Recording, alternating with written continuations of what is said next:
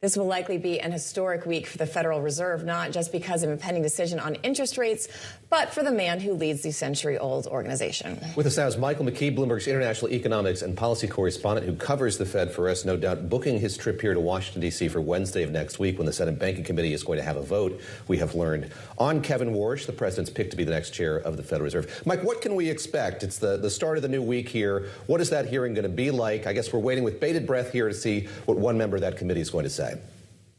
Well, the vote on the meeting of the Banking Committee to hold a vote may not be open. They don't always do it in open session, but it'll be short. They'll already have the votes counted, basically, and they'll come out and make a move to accept him, and then it goes to the floor of the Senate. It's a little bit tough these days with the Senate because they got so many other pending legislative issues, but one feels that John Thune will find a way to get it to the floor before May 15th so Kevin Warsh can be sworn in. We have to assume, we haven't heard yet from Thom Tillis, but we have to assume that they would not have scheduled the vote unless he had agreed to vote in favor of the nominee. There's a lot happening around this meeting, but we're not exactly expecting anything to happen, right? We're not expecting any significant changes on rate cuts. It's mostly about the things we've been talking about Powell and all this surrounding this meeting itself. It's really going to be about Jay Powell. It's technically his last meeting as Fed chair. If Kevin Warsh is confirmed right away, then he will take over on May 16th. But there isn't going to be any move in interest rates. There's not a new set of economic projections. There's not a new dot plot.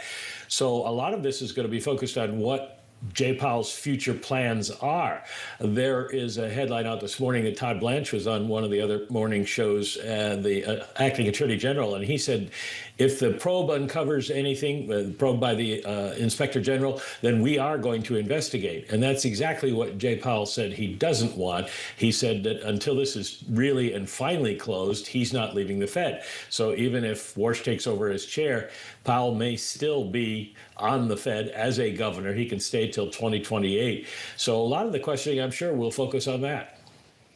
Yeah, you've taken me right where I want to go, and that is what Powell has said in the past, that he won't be satisfied until the investigation is completed with transparency and finality.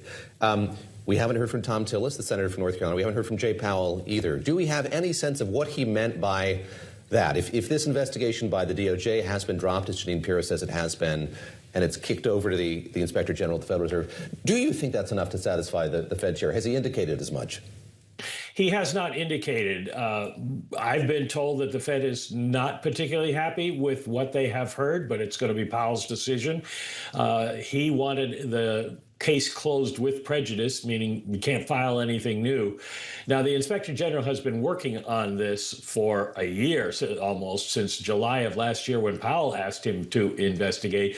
So it shouldn't take very long for the IG to get a report out. And the Banking Committee has asked for a hearing within 90 days. It may not even take that long.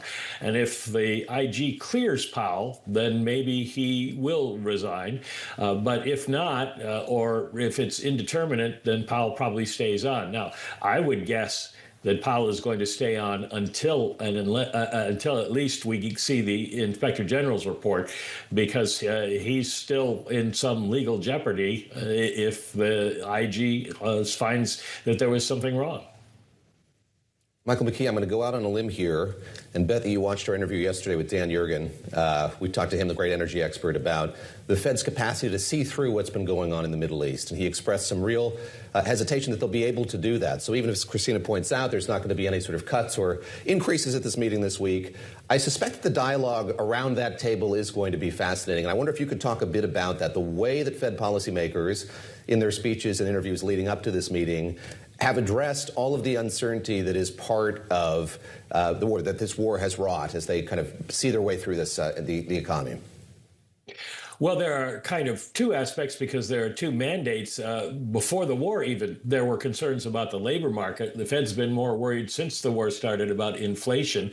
So they'll be talking about both and what they think is going to happen in each. The feeling is that the labor market is stable, but not all that healthy, while inflation may be a real danger. They want to look through the energy prices because those are temporary, and at some point they'll start to come back down, but they won't go as low as they were for some time. And the stories that you read about the second round effects, Bloomberg had a great one yesterday. I encourage everybody to read that. There's a feeling that, like an offshore tsunami, this is going to start hitting all kinds of companies in the U.S. and around the world because supplies have not been delivered and because companies can't operate without enough fuel.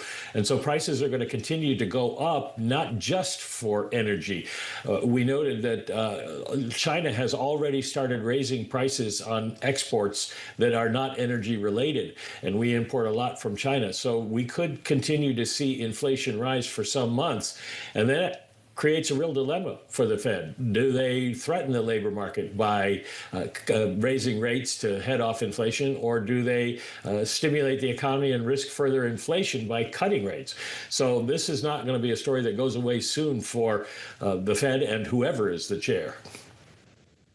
But I want to ask you about that because one of the criticisms of Powell's tenure and the Fed under his command was that they were slow to respond initially to inflationary trends. And if we're seeing these second stream effects from the war and we see all the things you just talked about starting to kick in, if you have this uncertainty lingering at the top of the Fed, does that impact their ability to be nimble and to respond where they need to these economic trends? Probably not, because Kevin Warsh is really going to be the only change, and we sort of know where Stephen Myron comes down all the time. So the rest of the Open Market Committee has been dealing with shocks like this for now years, and they've had a lot of chance to talk through what's going on with the war and its effect on prices and scenarios for what might happen. I think they'd be able to react appropriately. The question is, what's the best reaction? And that's hard to know.